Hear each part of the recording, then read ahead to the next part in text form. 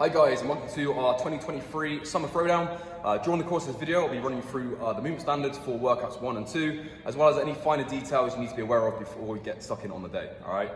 Before we get into it then, I just want to give you a quick heads up. Again, you've got to be here on the day by at least 7:30. This is when we'll be going through the workout brief.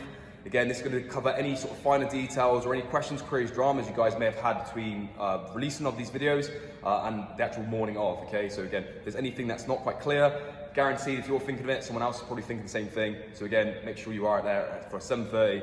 Just make sure we have got everything in line, everyone's at the same level before we obviously get stuck in, all right? That being said, we're going to go into workout 1, which actually will roll straight into workout 2. So the way this works then is there to be a 25-minute rolling timer, okay? So effectively, the faster you finish workout 1, the sooner you can start workout 2, okay? So again, it's no good just be able to lift heavy. You have to be able to run fast to get as much time as you can to lift heavy, okay? So with that workout 1 then, this will be a 1.5 mile team run, and it will be with a bird and with a sandbag. This will be a 20 kilo sandbag. You can carry it however you want between a team of 3. You can have one person carry it the whole way. You can split as you need to. You can have one person hold one handle and another athlete hold another handle and do it that way.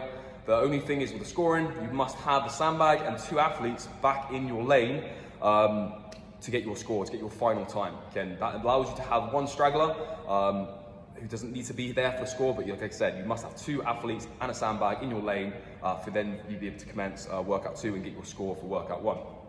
We will start with a staggered position outside the front of the box. Again, depending on your lane, whatever format you're in, you will start there, you will head out, take 2 right turns and head down the cycle track. You'll keep running until you see our marker where there'll be a volunteer waiting for you. As soon as you hit that mark, you come straight back, same way you came, and then straight into the gym, straight into your lane, put the sandbag down with your other athlete, and then you're good to go. That could mean you have a really fast athlete, and if they want to, they could run ahead with the sandbag, they can get in here, get themselves set up for lifting while the second athlete is coming in and still a little bit behind. That way, you can effectively get set up as quick as you can, but again, you will not get scored for your time until you have 2 athletes and a sandbag in your lane, okay? Again, say you've done that in 15 minutes, you'll have 10 minutes left of the running clock. This will allow you then to go to workout 2, which would be the CrossFit other toll or team toll.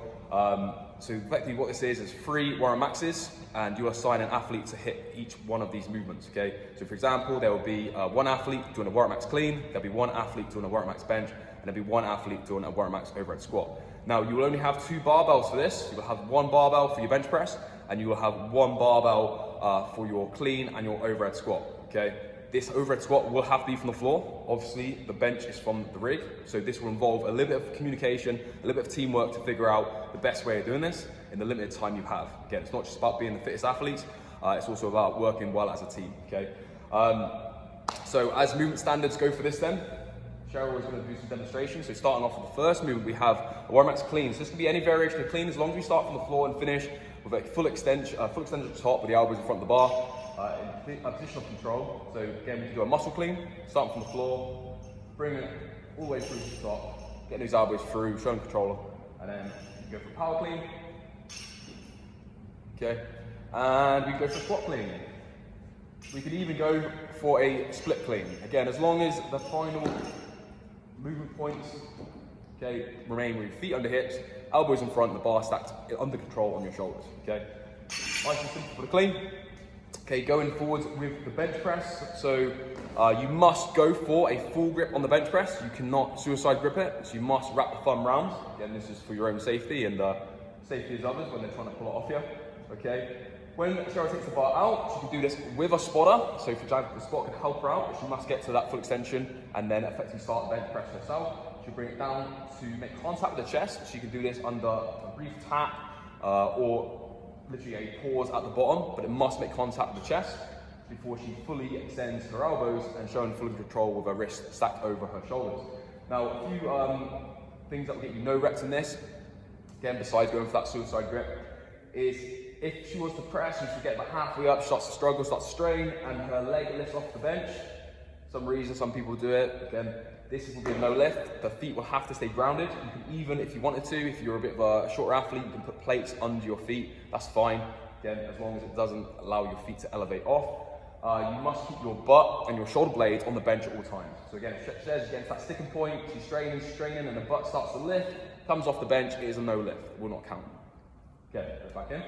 So, in terms of this, guys, I don't mind when you're starting off, if it is those earlier weights, you don't necessarily need a spotter there. You have the option of having one either side or one behind.